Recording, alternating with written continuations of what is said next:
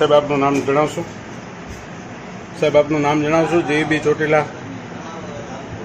સાહેબ સામું જોઈશો? તમારું નામ જણાવશો? તમે જવાબ નહીં આપો સાહેબ. અમારા મનોહર પાર્કમાં સવારે 6 થી 7 વાગ્યાની લાઇટ બંધ છે. તમે એનો જવાબ આપશો? એલસી લેવડાવી છે. હું બધા પાસે બધી ટીમ આવી ગઈ હોય એટલે હું ચાલુ કરું. તમે કેટલા વાગે સવારની લાઇટ મનોહર પાર્કમાં કાપેલી છે?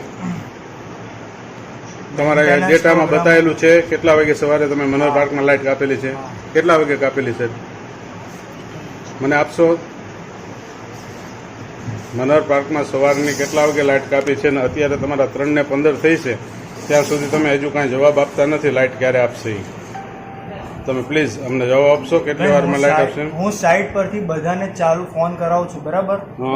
તમારું નામ જણાવશો સાહેબ? બરાબર, તમારું સાહેબ નામ જણાવશો? હેલો, આપણે તમારે આપણે મીડિયામાં આવે બધે. બરાબર, હવે તમે સ્થળ પરથી નીકળી ગયા છો, ચાલુ કરાવું છું એટલે એકવાર જોઈ લેજો કે તમારો કોઈ સામાન કે નથી રહ્યો ને. હા ને, ચાલુ કરાવું છું.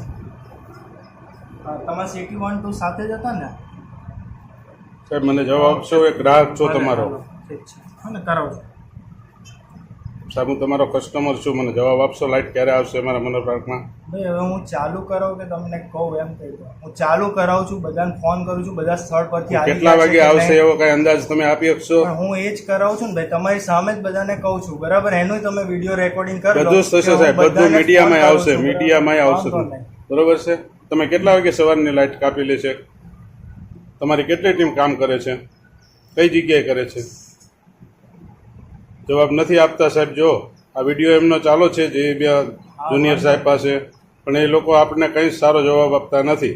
જ્યારે પણ એ લોકોને મીટરના પૈસા લેવાના થાય છે ત્યારે કસ્ટમરનો 1 રૂપિયો પણ જતો કરતા નથી અને અત્યારે કોઈ સારો જવાબ દેવા તૈયાર નથી. આ ફરિયાદ નિવારણ કેન્દ્ર છે. આની અંદર કોઈ પણ વ્યક્તિ હાજર નથી. ફોન 50 વાર કરવા છતાં પણ કોઈ જવાબ મળતો નથી. અહીં કોઈ હાજર નથી.